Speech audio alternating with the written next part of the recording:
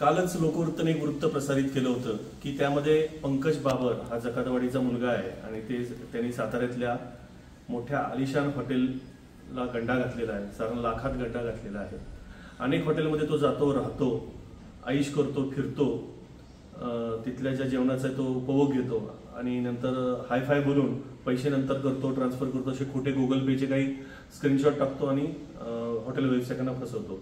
लोकवृत्तने हे वृत्त प्रसारित केल्यानंतर सातारा जिल्हा पोलिसांनी याची तातडीने दखल घेतलेली आहे आणि हॉटेल व्यावसायिकांचा जे म्हणणं आहे ते आता ऐकून घेतलेलं आहे। कालच्या वृत्तामुळे आणखीन एक गोष्ट समोर आलेली आहे की त्यांनी साताऱ्यातल्या आणखीन एकाचं साधारण 1 लाखाचं फसवणूक केलेली आहे, ते आपल्या समवेत आहे। तुमचं नाव सांगा, नेमकी कशी फसवणूक झाली ते सांगा। मी शुभम विजय शिंदे। व्यवहार माझ्या पप्पांचा आणि त्याचा होता, पंकज बाबरचा। तर त्यांनी सांगितलं एक जमीन आहे तिच्यावर 16 लाख लोन आहे, 40 लाखाची जमीन 16 लाखात भेटेल, या हिशोबाने आम्ही त्यांना 1 लाख रुपये ॲडव्हान्स म्हणजे टोकन दिलं। तर आणि त्यांनी नंतर 1 लाख रुपये घेऊन त्यांनी एक ब्लँक चेक म्हणजे खोटा चेक दिला 1 लाखाचा। तर नंतर ती ॲग्रीमेंट पण तो देत नव्हता आणि नंतर जमीन नावावर करायचं काहीच नाही।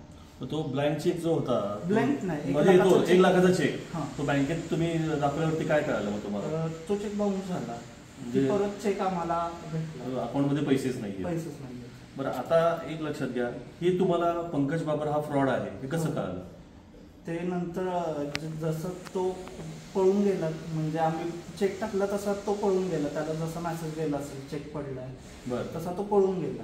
बरं, आता ही जी गोष्ट घडली याच्यानंतर तुम्ही पोलिसांकडे गेलाय का? पोलिसांकडे गेलो तर काय झालं पोलिसांकडे? पोलीस बोलले तुम्हाला जर त्यांनी शिवीगाळ केला असता, मारहाण केली असती तर ती तक्रार आम्ही घेतली असती, पण ही फसवणुकीची तक्रार तुम्ही वकिलाकडे जावा, वकिलाकडे जाऊन केस करा, नोटीस पाठवा, मग नंतर केसचा दावा करा, अशा पद्धतीने पंकज बाबरनी अनेक असे कारनामे केलेले आहेत, हॉटेल व्यावसायिकांना फसवलेत, परंतु अशा सामान्य नागरिकांनी फसवलेलं आहे।